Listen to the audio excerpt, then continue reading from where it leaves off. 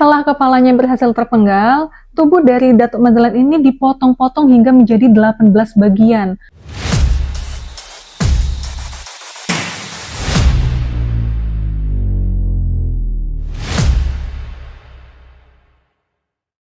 Assalamualaikum warahmatullahi wabarakatuh. Hai, ini Nugi.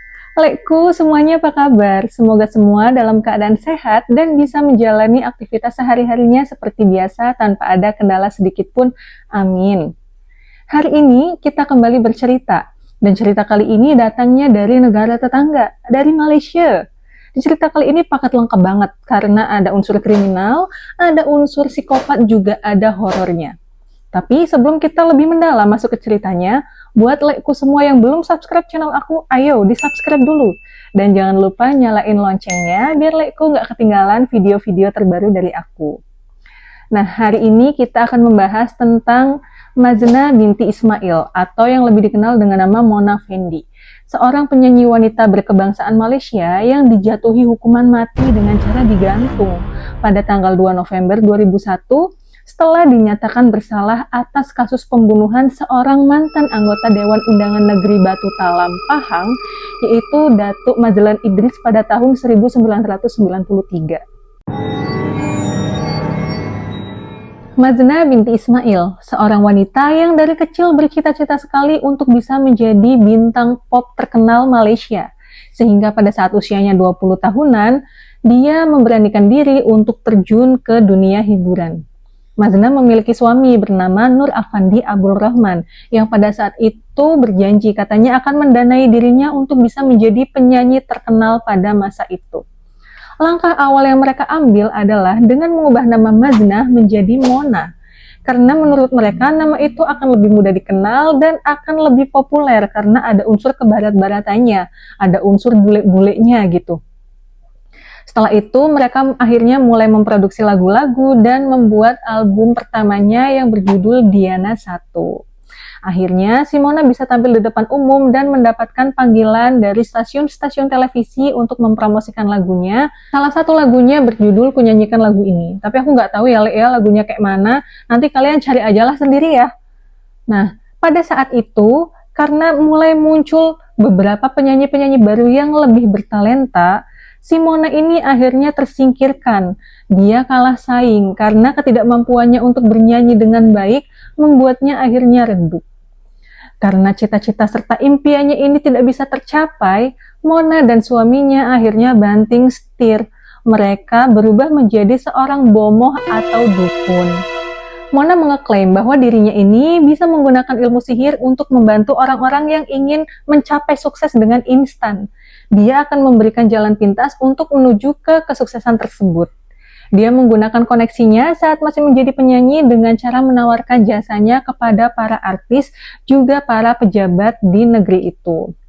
Nah, karena target pasarnya ini bukan orang sembarangan, si Mona mematok tarif yang sangat fantastis. Dia mematok tarif yang sangat mahal. Tapi walau demikian, masih aja ada yang mau menggunakan jasanya karena ingin sukses dengan instan. Padahal di dunia ini nggak ada yang instan ya, Le, ya. Setelah itu bisnisnya pun berkembang dengan pesat. Dia akhirnya bisa menikmati kekayaannya, menikmati uang-uangnya. Dia akhirnya membeli barang-barang branded, membeli rumah serta mobil-mobil mewah. Pada awal tahun 1993, ada salah seorang politisi yang sedang naik daun pada masa itu bernama Datuk Mazalan Idris, tiba-tiba mendatangi Mona untuk meminta bantuan spiritual agar jabatan di pemerintahan ini dia bisa menjadi lebih tinggi, agar karir politiknya ini bisa terus meningkat. Nah, tapi sebelum itu, si Mona ini pernah mengeklaim bahwa dirinya pernah membantu salah satu politisi dari organisasi kebangsaan Melayu Bersatu. Berangkat dari situ, si Datuk Mazalan ini mempercayai Mona bisa membantu karir politiknya secara spiritual. Si Mona ini menjanjikan sebuah jimat berupa tongkat dan songkok atau penutup kepala milik presiden pertama kita, Presiden Soekarno. Katanya jimat itu akan membuatnya tidak akan pernah terkalahkan. Nah, si Mona ini mematok jimat tersebut dengan harga 2,5 juta ringgit Malaysia pada saat itu. Kalau dirupiahkan kira-kira berapa miliar ya, itu pokoknya gede banget. Nah, si Datuk Mazlan ini setuju-setuju aja, dan dia memberikan uang muka sebesar 500.000 ringgit Malaysia, serta 10 sertifikat tanah sebagai jaminan sisanya.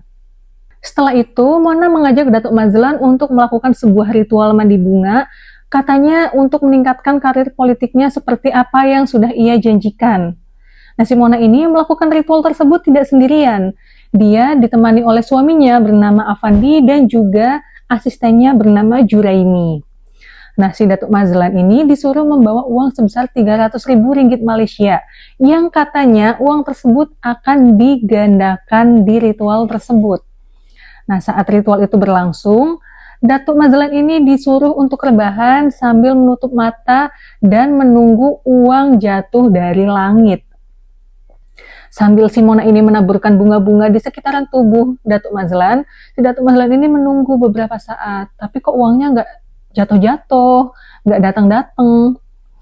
Bukan uang yang datang, bukan uang yang jatuh dari langit, melainkan kapak yang mendarat tepat di leher Datuk Mazlan. Datuk Mazlan dibun-bun, dia dipenggal kepalanya oleh si Juraimi, asisten dari Mona. Setelah kepalanya berhasil terpenggal, tubuh dari Datuk Mazlan ini dipotong-potong hingga menjadi 18 bagian, yang beberapa bagiannya ini berhasil dikuliti sebelum akhirnya dikuburkan di gudang dekat rumah Mona. Nah, ada salah satu cerita yang cukup creepy pada saat itu. Katanya, beberapa hari setelah si Mona ini berhasil mengeksekusi Datuk Mazlan, si Mona mengadakan syukuran di rumahnya dengan mengundang para tetangga-tetangganya. Nah, pada saat syukuran tersebut, si Mona menghidangkan sebuah olahan daging yang dia masak sendiri. Ada salah satu bapak-bapak ini bercerita, katanya pada saat dia melihat olahan daging tersebut, dia ini ngerasa aneh karena dagingnya ini berbentuk seperti jari manusia. Sehingga pada saat itu muncul berita, muncul desas-desus bahwa daging yang dihidangkan Mona tersebut adalah daging dari bagian tubuh Datuk Mazlan. Satu hari setelah eksekusi Datuk Mazlan, Mona dan suaminya ini pergi ke Kuala Lumpur untuk shopping, untuk happy-happy. Dia berbelanja barang-barang branded, dia melakukan perawatan wajah, dan membeli mobil Mercedes-Benz secara tunai. Sedangkan si Juraimi, sang eksekutor, si asistennya ini hanya diberikan uang sebesar 300 ringgit Malaysia atau sekitar sejutaan aja. Datuk Mazlan akhirnya dilaporkan hilang oleh pihak keluarganya setelah beberapa hari tidak pulang ke rumah dan dikabarkan dia mangkir dari kegiatan-kegiatannya di pemerintahan. Awalnya tidak ada petunjuk apapun tentang hilangnya Datuk Mazlan. Tapi karena pada saat itu Datuk Mazlan ini adalah salah satu politisi yang lagi naik daun, yang lagi terkenal-terkenalnya, sehingga berita hilangnya Datuk Mazlan ini tersebar dengan sangat cepat. Nah, pada hari di mana Datuk Mazlan ini dikabarkan menghilang, Datuk Mazlan tercatat dia habis menarik uangnya sebanyak 300.000 ringgit Malaysia dari rekeningnya. Tapi itu masih belum menemukan titik terang di mana keberadaan Datuk Mazlan dan apa kegiatan yang dilakukannya tersebut sehingga dia menghilang. Polisi pun akhirnya melakukan penyelidikan dan pencarian Datuk Mazlan. Pada 22 Juli 1993, Juraimi, asisten dari Mona ini ditangkap polisi. Tapi dia ditangkap itu bukan karena kasus pembunuhan Datuk Mazlan. Justru dia ditangkap polisi karena kasus penyalahgunaan narkoba. Sehingga pada saat itu si Juraimi ini diinterogasi. Tapi pada saat diinterogasi, Juraimi ini dalam keadaan di bawah pengaruh obat-obatan terlarang. Sehingga dia ini tidak sadarkan diri saat ngomong sama polisi. Nah, pada saat diinterogasi, Juraimi ini keceplosan bahwa dia yang sudah menghabisi nyawa Datuk Mazlan yang sedang dalam pencarian polisi. Dia juga bilang bahwa dia adalah kaki tangan dari Mona dan dia memberitahu di mana Datuk Mazlan itu dikuburkan. Nah, berkat pengakuan Juraimi ini, si Mona dan suaminya akhirnya diringkus oleh pihak kepolisian di rumahnya di Wangsa Maju. Dan polisi langsung menuju ke TKP tempat di mana Datuk Mazlan itu dikuburkan. Akhirnya polisi ini melakukan pembongkaran makam tersebut karena makam itu sudah dicor. Setelah mendapatkan semua bukti tentang kejahatan Mona, Avandi, dan Juraimi, akhirnya mereka bertiga dipanggil ke persidangan. Nah, persidangan itu digelar pertama kalinya pada bulan Agustus 1993 dan langsung mendapat atensi yang sangat besar dari masyarakat juga awak media. Karena beritanya pada saat itu sangat gempar dan langsung menyebar di seluruh negeri. Nah, mereka ternyata sudah merencanakan kejahatannya itu sebulan sebelum eksekusi Datuk Mazlan. Selama 65 hari persidangan, mereka bertiga tidak menunjukkan ketakutan, kekhawatiran, tidak menunjukkan penyesalan sama sekali. Malah, si Mona ini terlihat sangat sumringah. Dia terlihat sangat menikmati dirinya yang sedang menjadi sorotan media dan masyarakat pada saat itu. Si Mona setiap kali dia mendatangi persidangan, dia selalu menggunakan pakaian-pakaiannya yang bagus, yang branded. Dan dia sesekali terlihat berpose di depan media dan melambaikan tangan bak seorang model. Lalu, si Mona juga meminta kepada penjaga penjara pada saat itu untuk memberikan koran harian hanya untuk melihat dirinya ada di headline koran tersebut. Ini benar-benar, Mona, kok bisa sih dia kayak gitu? Setelah 65 hari persidangan, akhirnya mereka bertiga dijatuhi hukuman mati dengan cara digantung. Nah, sampai di hari mereka akan dieksekusi, mereka ini tidak menunjukkan penyesalan, tidak menunjukkan kesedihan, dan tidak melakukan permintaan maaf sama sekali. Sehingga pada Jumat pagi 2 November 2001, mereka bertiga akhirnya resmi dihukum dan dieksekusi gantung. Nah, sebelum dieksekusi itu, si Mona sempat mengucapkan sebuah kalimat yang cukup creepy. Dia bilang bahwa, "Aku takkan mati." Entah apa maksud dari kalimat tersebut. Banyak orang berspekulasi, banyak orang mengartikan kalimat yang diucapkan Mona itu. Ada yang beranggapan bahwa mungkin benar Mona ini jiwanya tidak akan pernah mati.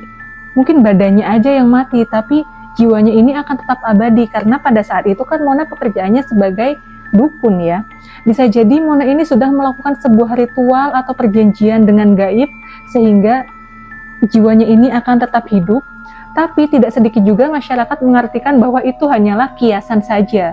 Nama Mona akan tetap selalu dibawa, akan tetap selalu dikenang dan dibicarakan, ya karena tindakan buruknya di masa lalu, bukan karena hal-hal baiknya, tapi karena keburukannya. Setelah kematiannya, banyak warga yang tinggal di sekitar rumah Mona ini berkata bahwa rumahnya Mona ini menjadi angker. Tapi cerita-cerita horornya justru lebih banyak datang dari penjara di mana Mona waktu itu ditahan. Katanya, para narapidana wanita seringkali melihat sosok Mona ini lewat bolak-balik atau sekelebat gitu. Terus setiap malam, para narapidana juga mendengar suara nyanyian Mona. Dan 1 minggu setelah eksekusi, di tempat tersebut, di sel tersebut terjadi sebuah insiden kesurupan massal.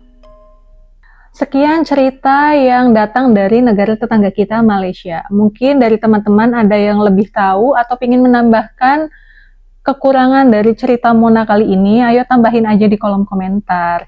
Nah, buat laiku semua yang pengen berbagi ceritanya juga, jangan sungkan, jangan ragu, kirimkan aja cerita kalian, kisah-kisah horor kalian ke Instagram ataupun TikTok aku yang bernama @hainugi_, ada di sini. Tinggal di DM aja, pokoknya DM kalian itu akan selalu aku baca, dan nanti akan aku ceritakan kisah-kisah kalian yang menarik itu akan aku ceritakan di channel ini.